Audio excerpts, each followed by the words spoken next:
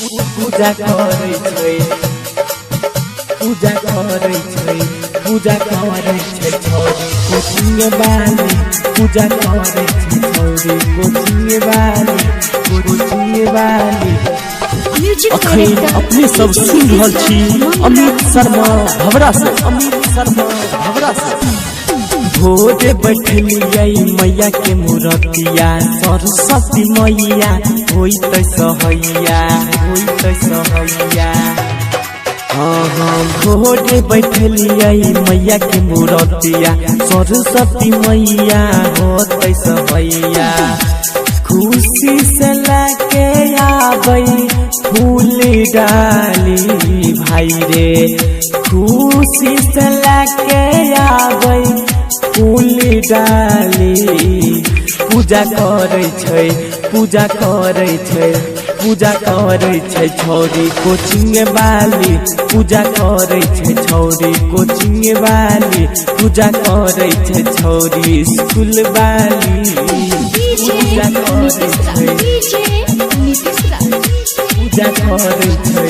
पूजा करे छै छोरी कोचिंग वाली पूजा करे छै छोरी कोचिंग वाली कोइने सजावट छलै माई के मूर्तिया चम चमकै छलै माई के सूरतिया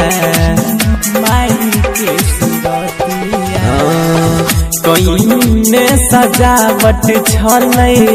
माई के मूर्तिया चम चमकै छलै माई के सूरतिया माई के पिन्हावे लाल चू नदिया ना माई के पिन्हावे लाल चू नदिया ना पूजा करे छै पूजा करे छै पूजा करे छै छोरी कोचिंग वाली पूजा करे छै छोरी कोचिंग वाली पूजा करे छै छोरी स्कूल वाली पूजा करे छै पूजा करे छै पूजा करे छै छोरी कोचिंग वाली पूजा करे छै छोरी कोचिंग वाली पूरा दिन भूखल प्रीति करे उपवास रे सरस्वती मैया कृपा होतै मेटर पास रे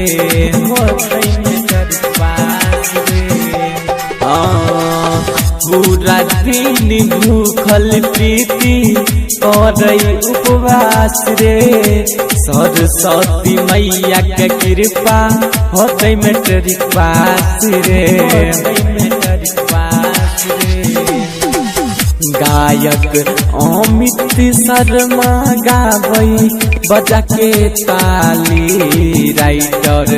बबलू छत्ती शुभम नाचै